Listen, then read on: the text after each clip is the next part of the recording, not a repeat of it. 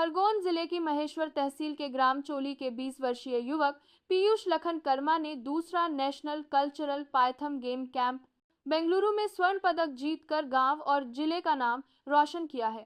बता दें कि यह प्रतियोगिता 7 से 9 नवंबर 2025 तक आयोजित हुई थी, जिसमें देश भर के कई राज्यों से प्रतिभागियों ने विभिन्न कलाओं में हिस्सा लिया। चित्रकला श्रेणी में पीयूष ने 8 नवंबर को प्रथम स्थान प्राप्त कर स्वर्ण पदक अपने नाम किया। पीयूष द्वारा प्रतियोगिता में तैयार की गई पेंटिंग ऑपरेशन सिंदूर आयोजन समिति को बेहद आकर्षक और प्रभावशाली लगी, जिसके आधार पर उन्हें स्वर्ण पदक से सम्मानित किया गया। स्वर्ण पदक विजेता के पिता सिलाई का काम कर परिवार का भरण पोषण करते हैं।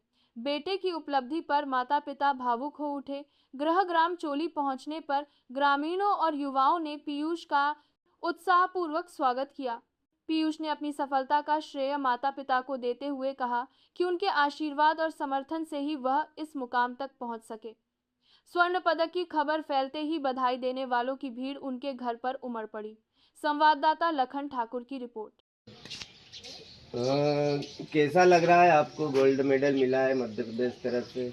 मुझे बहुत अच्छा लग रहा है और बहुत अच्छा लग रहा है मैं हाँ बोलिए।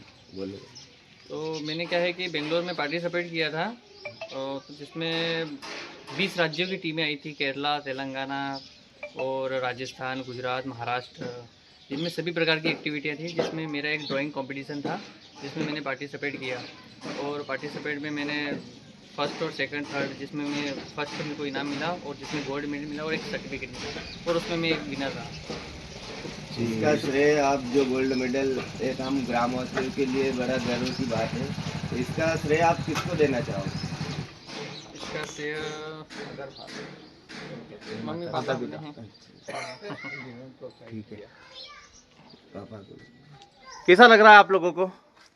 आपका बच्चा गोल्ड मेडल जीत के आया है, गांव का नाम रोशन किया, एमपी का नाम रोशन किया।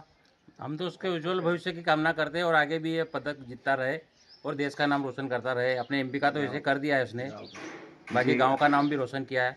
क्या काम करते हैं आप? मैं तो टेलरिंग का काम करता हूं जी।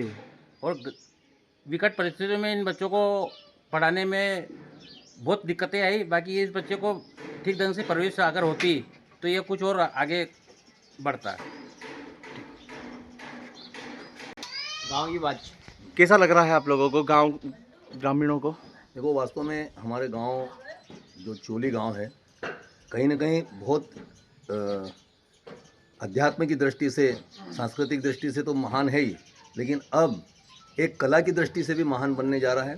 क्योंकि जो पीयूष ने हमारे गांव के लिए कदम बढ़ाया है कि पूरे देश में, और ऐसा उसने विकल्प चयन किया ऑपरेशन सिंदूर, जो देश की एक शान है। अब देश की शान के साथ चोली की शान जुड़ जाती है और पीयूष महान बन जाता है, तो इससे बड़ा गर्व कुछ हो नहीं सकता।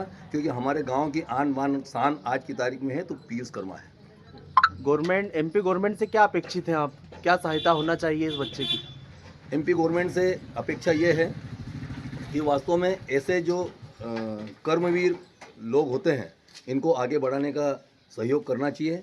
और ऐसे कई गुप्त कलाकार छुपे हुए हैं ग्रामीणों में, और उन कलाकारों को आगे लाकर उनकी स्टेज और आगे बढ़ाना चाहिए।